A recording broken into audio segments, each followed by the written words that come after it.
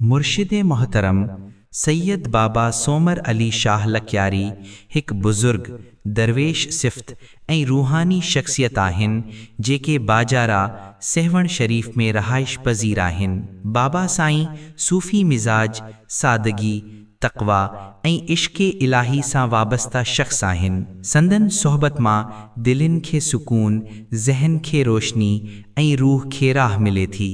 बाबा Somer Ali Shah लखयारी हमेशा मोहब्बत, भाईचारे, सबर ऐं ख़िदमत ख़ल्क़ जो दर्स ॾींदा आहिनि। हू ज़ात, रंग ऐं फ़र्क़ खां मथे थी इंसानियत सां मोहब्बत करण सेखारिन था। संदन गुफ़्तार में नरमी, अमल में आजिज़ी ऐं नज़र में हिकमत साफ़ नज़र अचे थी। केतराई मुरीद ऐं अक़ीदतमंद संदन फैज़ मां रूहानी फ़ाइदो हासिल कनि था ऐं पंहिंजी ज़िंदगी खे सिधी राह ते आणिन था।